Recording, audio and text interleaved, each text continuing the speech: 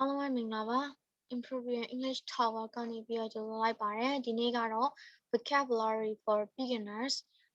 အပိုင်း9ဖြစ်ပါတယ်ဒီနေ့သင်ခန်းစာလေးမှာတော့ကျမတို့ဒီနေ့စဉ်သုံးတဲ့ object ပစ္စည်းလေးပေါ့နော်နေ့စဉ်သုံးပစ္စည်းလေးနဲ့ပတ်သက်တဲ့ဝါဟာရတွေကိုကျမတို့လေ့လာမှာဖြစ်တယ်ဒါကြောင့်မလို့ဒီနေ့စဉ်သုံး object လေးတွေကို objects လေးတွေကိုကျမတို့ကြည့်လိုက်ရအောင်Okay ကျမတို့နေ့စဉ်သုံး object လေးတွေနေ့စဉ်သုံးပစ္စည်းလေးပေါ့နော်နေ့စဉ်သုံးပစ္စည်းလေးတွေကကျွန်တော်တို့ဒီမှာဒီပုံမှာမြင်ရတဲ့အတိုင်းပေါ့နော်ဆိုတော့ကျမတို့ထုံးစံတိုင်းပဲဒီကျမတို့ရင်းကသင်ခဲ့တဲ့ technique လေးတွေကိုသုံးပြီးတော့ဒီပထမဦးဆုံးဒီတွဲမယ်ပေါ့နော်ဆောင်းလေးနဲ့တွဲမယ်ဆိုတော့အားလုံးပေါင်း12လုံးရှိတယ်ဆိုတော့ပထမ6လုံးကိုဒါနီလာနံပါတ်ပေါ့နော် technique တွေကခုဖြစ်တဲ့ဒီအတန်နောက်ကိုနောက်ထောင်ပြီးတော့ဆောင်းလေးတွေခန့်ပြီးတော့ဆောင်းလုံးလေးခန့်ပြီးတော့ဖြည့်မယ်ပြီးရင်ဒုတိယ6လုံးပေါ့နော်ကျန်တဲ့6လုံးကိုဒီဆောင်းလုံးပေါင်းကိုကြည့်ပြီးတော့အတန်ထွက်ခန့်မှန်းပြီးတော့ဒီတန်ထောင်လေးနဲ့တိုက်ပြီးတော့စစ်မယ်ဆိုတော့အရင်ဆုံးဒီဟာလေးတွေကျွန်တော်လုပ်မယ်နော် Okay လုပ်ပြီးသားပြီဆိုရင်ကျွန်တော်ဒီအောက်မှာ finish မယ်အဲ့ဒီ finish လေးကိုနှိပ်လိုက်ပါနော်နှိပ်ပြီးတော့ကိုမှန်ပြန်ပြီးတော့စစ်ကြည့်ပါခုဒီဗီဒီယိုလေးကို pause ပြီးရလေးလုပ်မယ်နော် Okay ကျမတို့ဒီမှာအဖြေလေးတွေကိုထည့်ပြီးသွားပြီဆိုရင်တော့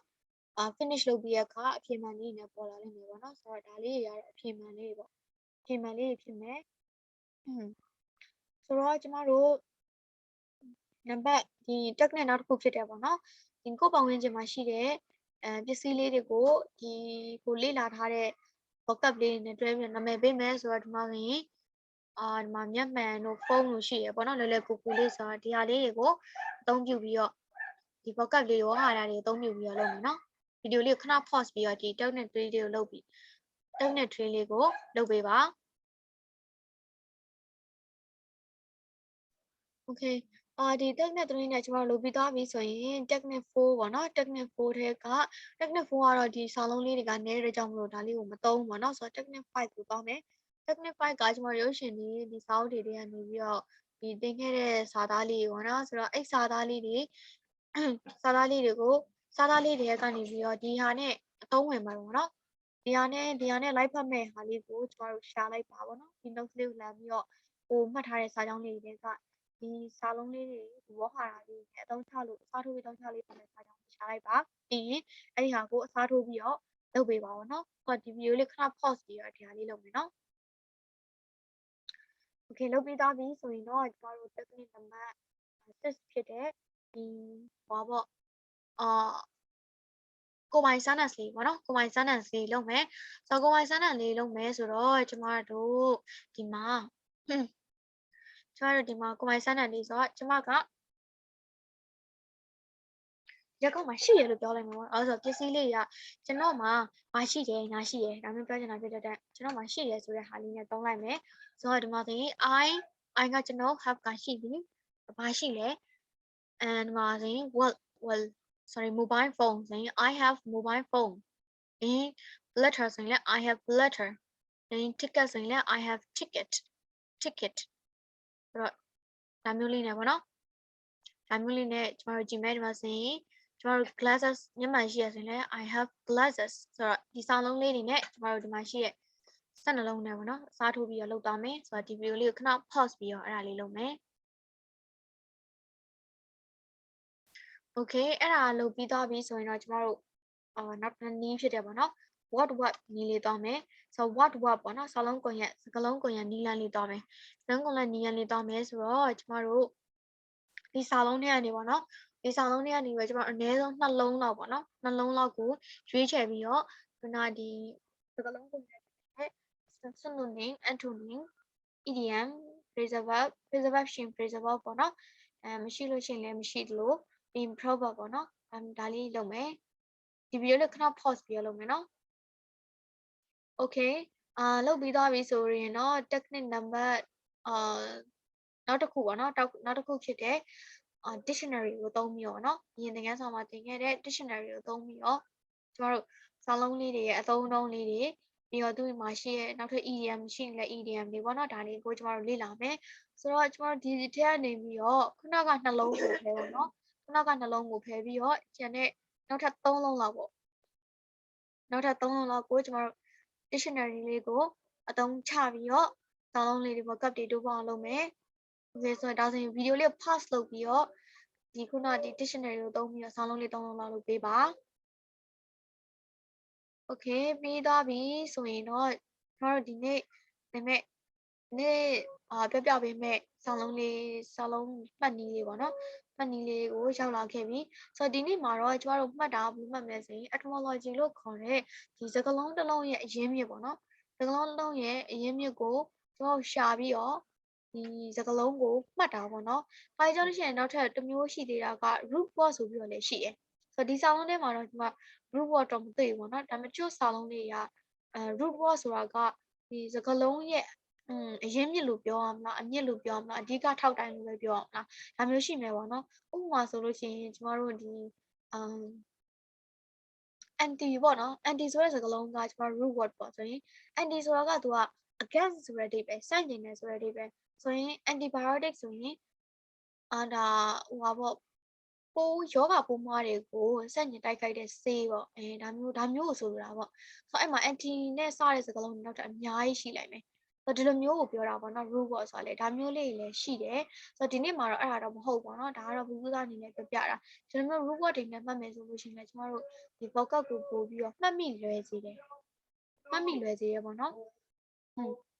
ဆိုတော့ကျမတို့ဒီနေ့မှာတော့ etymology ပေါ့နော်ဒီစကားလုံးရဲ့အရင်းမြစ်ကိုဒါကျမဒီနေ့မှာတော့မိတ်ဆက်အနေနဲ့ပြပေးသွားမယ်ပေါ့နော်တခြားလေးလာမယ်ဆိုလို့ရှိရင်သူကအများကြီးပဲစာလည်းအများကြီးဖတ်ကြတယ်ပေါ့နော်အများကြီးဖတ်ကြတယ်ဆိုတော့ကျမကတော့ဒီနေ့မှာဒီစကားလုံးလေးကဘယ်လိုဖြစ်လာတယ်ဆိုတဲ့ဟာလေးပဲပေါ့နော်အဲ့ဟာလေးကိုမိတ်ဆက်အနေနဲ့ကျမပြပေးမယ်ကျမတို့ဒီမှာနှလုံးရေးချယ်ထားတယ်ပေါ့နော်ဒါဆိုရင်သူ့ရဲ့အတန်ထက်လေးက wallet sorry ပါ wallet ဆိုတော့ဒီမှာဒီစာလုံးလေးပေါ့နော် wallet မဟုတ်ဘဲနဲ့ wallet ပေါ့နော် wallet ဆိုတဲ့စာလုံးလေးပေါ့နော်ဆိုတော့အဲ့ဒီစာလုံးလေးက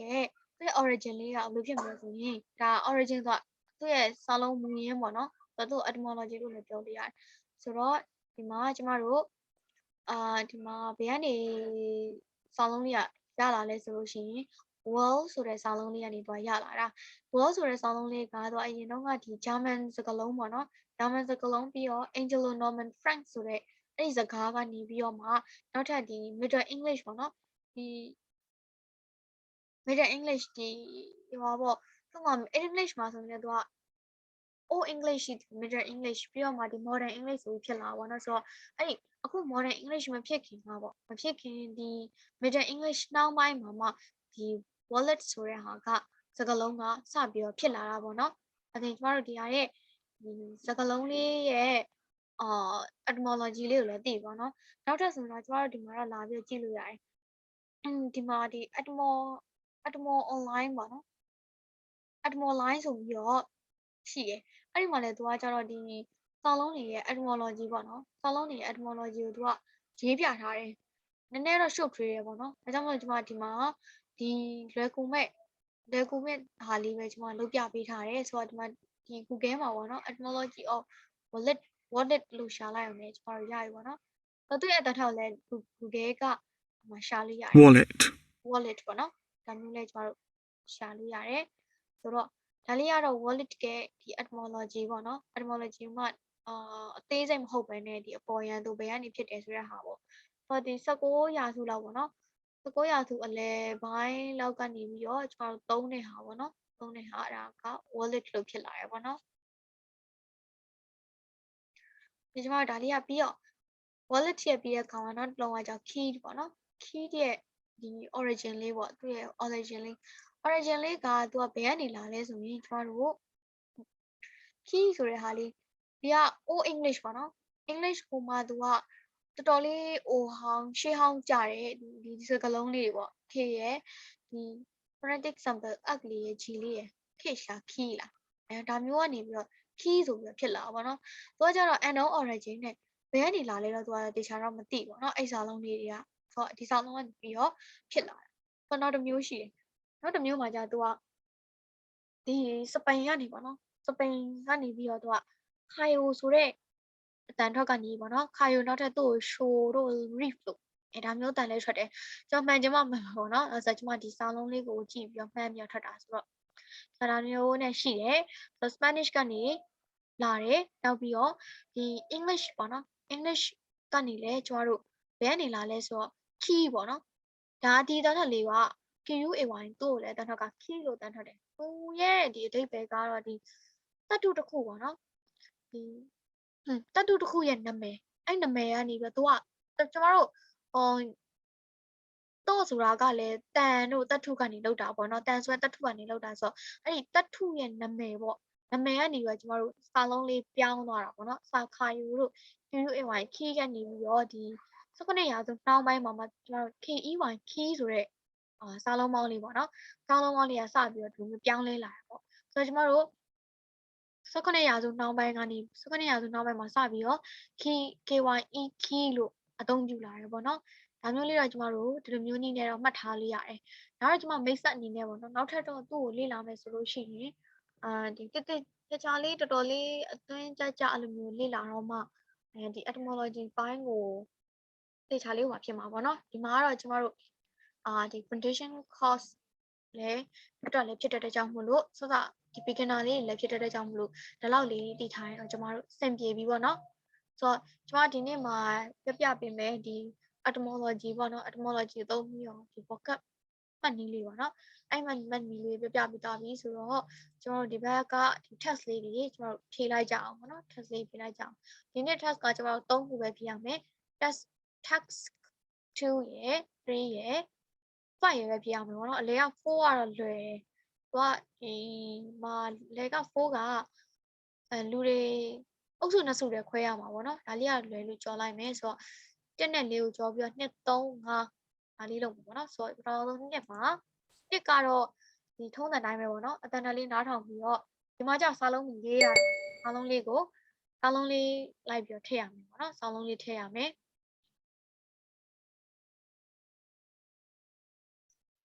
စာလုံးလေးထည့်ရမယ်ပေါ့နော်အတန်တန်လေးနားထောင်မယ်စာလုံးလေးမှန်းပြီးတော့ထည့်မယ်ဒါလေးရှိမယ်ဒါလေးကိုလည်း screenshot ရိုက်ပေးပါနော်ပြီး task 3ကကြတော့choose the correct answers sometimes there are 2 correct answers ဆိုတော့ဒီမှာနှစ်ခုရှိမယ်ပေါ့နော်အဖြေမှန်ကသူက2မျိုးတစ်ခါလေးရှိတယ်ဆိုတော့တစ်မျိုးတည်းရွေးစရာတစ်မျိုးတည်းရွေးရတယ်လို့2မျိုးလည်းရွေးရနိုင်တယ်ပေါ့နော်ဒါကြောင့်မလို့တတိထားပြီးတော့အဖြေမှန်လေးကိုတခြားလေးရွေးပေးပါပေါ့နော်ဒီမှာဆိုရင်ကျွန်မဒါလေးကိုမြန်လေးဒါဘာသာပြန်မိမယ်ပေါ့နော်ရွေးရတာလွယ်အောင် so people use this to carry money ပတ်စံနေတဲ့ဖို့အတွက်လူတွေကဒါကိုသုံးလို့ရဲဆိုတော့ဘာတွေဖြစ်မလဲမှန်းကြည့်ပါနော်နောက်နံပါတ်1က this is a bag that you put on your back ကြောပေါ်မှာတင်တဲ့အိတ်ပေါ့နော်အိတ်ကဘာဖြစ်မလဲတဲ့နောက်တစ်ခုက you can use this to call people လူတွေကိုခေါ်ဖို့အတွက်ပေါ့နော်ခေါ်ဖို့အတွက်အသုံးပြုလို့ရတယ်ဆိုတော့ဘာဖြစ်မလဲပေါ့နော်ဆိုဒီနောက်တစ်ခုက some people need these to see better ကျလူတွေရတဲ့ဒီပို့ပြီးတော့ပေါ့နော်ကြည့်ရတာပို့ပြီးတော့အမြင်ကြည့်စေဖို့ကောင်းစေဖို့အတွက်ကိုတဲ့ဒါလိုအပ်တယ်တဲ့ဘာလေးဖြစ်မလဲပေါ့နောက်တစ်ခုက this is some message on paper that comes in the post ဆိုတော့ဒီမှာဒီစာရွက်ပေါ်မှာရှိရဲ့စာရွက်ပေါ်မှာပေါ့နော်သူကပြောချင်တဲ့အကြောင်းအရာလေးတွေရှိတယ်တဲ့ပြီးတော့ဒီစာတိုက်ကနေပြီးတော့ပေါ့နော်စာတိုက်ကနေပြီးတော့သွားတယ်တဲ့ဒါလည်းဘာဖြစ်မလဲပေါ့နော်ဒီနောက်က you need these to open a locked door ဆိုတော့တော့ခတ်နေတဲ့တော့ခတ်ထားတဲ့တကားကိုဖွင့်ဖို့တက်လို့တာဘာလို့မလဲပေါ့နောက် you can use this to send email or play game ဆိုတော့ email လည်းပို့လို့ရတယ် game တွေလည်းဆော့လို့ရတယ်ဒါကိုအသုံးပြုပြီးတော့ဒါပြင်ဒါလေးကဘာဖြစ်မလဲနောက်တစ်ခုကကြတော့ this is a small suitcase we use to carry things for work အလုပ်တော့ပေါ့နော်အလုပ်လုပ်ဖို့အတွက်ဒီပစ္စည်းတွေကိုတည်တဲ့အခါမှာအသုံးပြုတဲ့အိတ်ပေါ့နော်အိတ်အသေးလေးကိုဘာဖြစ်မလဲပေါ့နော်အဲ့ဒါလေးကြည့်အဲ့ဒါလေးဒါဘာလေးဖြစ်မလဲမှန်းကြည့်ပေါ့နော်နောက်တစ်ခုကကျမတို့we need this to get on a bus or train or to go in a cinema or a museum ဆိုတော့ bus ကားတွေ ပြောဒီယထာစီရဲ့ကဘတ်ကားစီရဲ့ကဒါမှမဟုတ်လို့ရှိရင်ရုပ်ရှင်ရဲ့နဲ့ဒါမှမဟုတ်ပြmuseum ဆိုတာကပြတိုက်ပေါ့နော်ပြတိုက်တွေဝင်တဲ့အခါမှာဒါကိုလိုတဲ့ဘာလိုမလဲပေါ့နော်ဆိုတော့ဒါလေးတွေအားလုံးဖြည့်ကြည့်ပါပေါ့နော်ဒါလေးက test 3ဖြည့်ပြီးရင် screenshot ရိုက်ပေးပါပြီးနောက် test 5ကိုသွားမယ် test 5ကတော့ထုံးစံတိုင်းပဲကျမတို့ဒီ color လေးဖြည့်ရမယ်ပေါ့နော်ဆိုတော့ဒီမှာဆိုရင်ကျမဒါလေးတွေကိုဘာသာပြန်ပေးမယ်နော် so some people need blank to help them see they put them on their face သူတို့ဒီ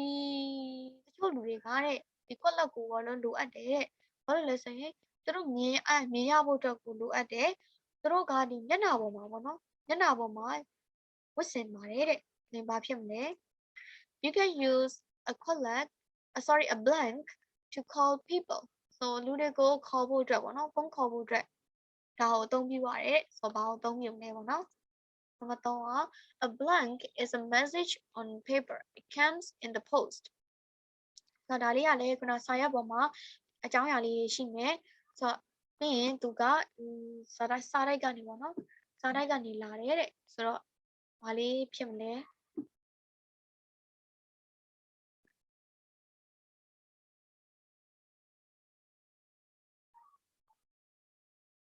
ဘာလေးဖြစ်မလဲပေါ့နော်ဆိုတော့နောက်တစ်ခု a blank is a small suitcase to carry things for work ဆိုတော့ဒီမှာအလုပ်အတွက်ပစ္စည်းလေးတွေတည်ရတဲ့ဒီအိတ်အသေးလေးပေါ့နော်ဆိုတော့ဒါလေးကဘာဖြစ်မလဲ So you need a blank to get on a train or bus or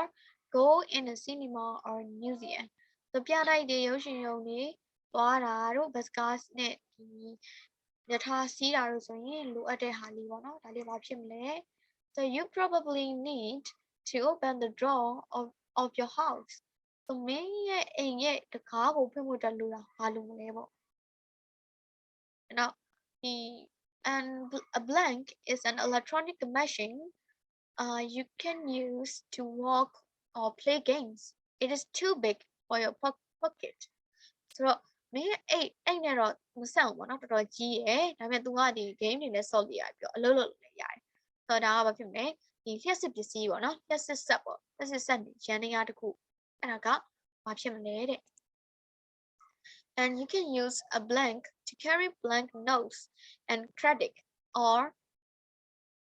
identification cards ဆိုတော့ဒီ bank notes နော်ဘန်စာရွက်တွေပေါ့စာရွက်တွေဆို bank note ဆိုတာငွေပေါ့နော်ပတ်စံပေါ့ပတ်စံတို့နောက်ပြီးတော့ဒီ credit ဆိုတော့ကတော့ credit card တွေပြီးတော့ဒီ ID card တွေပေါ့နော် ID card တွေကိုတည်လို့ရတဲ့ဟာပေါ့အဲ့ဒါဘာဖြစ်မလဲတဲ့နောက်တစ်ခါကျတော့you can use a blank to carry coins နောက် bank note ဆိုတော့ဘန်စာရွက်တွေပေါ့ဘန်စာရွက်တွေဒီမှာကတော့နောက်တစ်ခုက you can use a blank to carry coins coin ပေါ့နော် coins အကျွေးစီလေးထည့်လို့ရတယ်အကျွေးစီဆိုမှပတ်စံပေါ့အကျွေးစီလေးထည့်လို့ရတယ်ဟာကဘာဖြစ်မလဲတဲ့ဆိုတော့ဒါလေးတွေကိုတစ်ချက်ဟိုဟာကိုမှန်းကြည့်ပြီးတော့ဖြည့်ကြည့်ပါပြီးလို့ရှိရင်ဒီ screenshot လေးကိုအမှတ်ဘလော့ရထားတဲ့ screenshot ရိုက်ပါနော်ဒီမှာအားလုံးပေါင်း3ခုရှိမယ်ဒီ screenshot လေးတွေကိုဒီနေ့တင်ခဲ့တဲ့သင်ခန်းစာဗီဒီယိုလေးမှာဒီနေ့တင်ခဲ့တဲ့သင်ခန်းစာဗီဒီယိုလေးမှာပတ်ထားတဲ့ notes လေးနဲ့အတူတွဲပြီးတော့မှတ်ပေးပါကဲဒီနေ့ရဲ့ vocabulary သင်ခန်းစာလေးကတော့ဒီလောက်ပါပဲအဆုံးထိဒါတိတိကျကျလေး like လုပ်ပြီးတော့like ကြည့်ပေးတဲ့အတွက်ကြောင့်မို့လို့ကျေးဇူးတင်ပါတယ်နောက်ထပ်vocab ပေါ့နော် vocab သင်ခန်းစာလေးမှာပြန်ပြီးတော့ကြည့်ကြပါမယ်ဆိုတော့အားလုံးပဲ bye bye ပါ